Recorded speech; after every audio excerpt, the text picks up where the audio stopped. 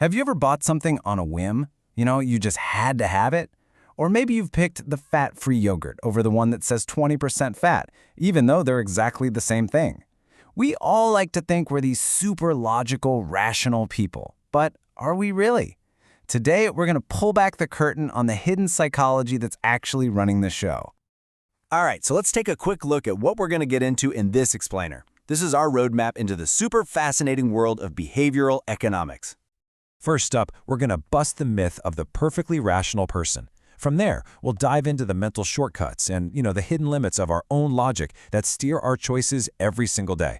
And to wrap it all up, we're going to see how our decisions can be shaped by something as simple as a nudge. For the longest time, classical economics was built on this very neat and, honestly, a pretty flattering idea of who we are. It basically assumed we're all walking around like perfect calculating machines. Yeah, the classic view sees us as these flawless calculators. It assumes we always have all the information we could possibly need and that we use it to make the most logical choice for ourselves, to get the most benefit or utility. But let's be real. We all know that's not how it works in real life, right? Now this is where it gets really interesting, because it lays out the whole conflict. On one side, you've got the tidy, predictable world of classical economics.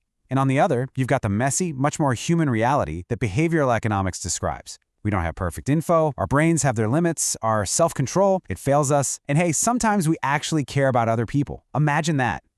So, if we aren't these perfect calculating machines, how do we even make it through the day with thousands of decisions to make?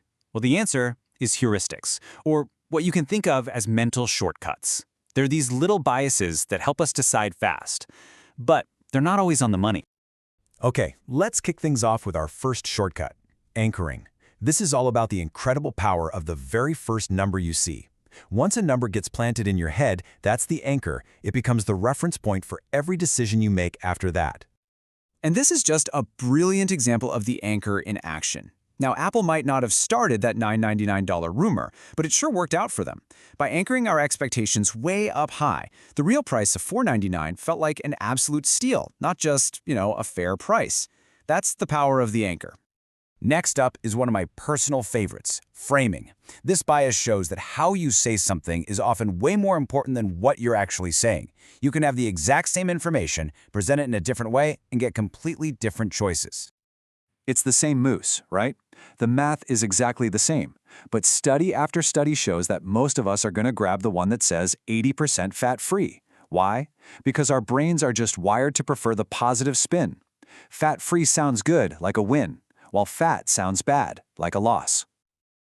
So, beyond these specific little biases, behavioral economics points out some pretty fundamental limits in how we think. We just aren't built to find the absolute number one best choice in every single situation. This one's a biggie. We just don't have the time or the energy or the brain power to research every single option out there.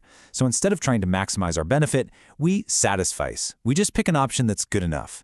Think about grabbing lunch at a fast food place. You don't scour every single review online. You just pick something you know is going to be fine. And then there's our self-control, which is also, it's limited.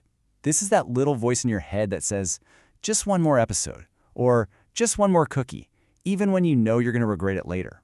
We are hardwired to prioritize the pleasure of right now over our long-term good, whether that's about our health, our money, or anything else.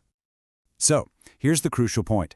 If our brains have all these built-in shortcuts and limits, then the environment where we make our decisions becomes unbelievably important. And this is where something called choice architecture comes into play. The person who designs that environment, they're called a choice architect. And trust me, they are everywhere. Supermarkets are the classic example. Why is the milk always at the very, very back of the store?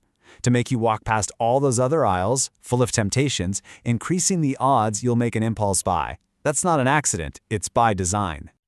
This brings us to a really powerful idea called nudge theory, which was made famous by the economists Richard Thaler and Cass Sunstein.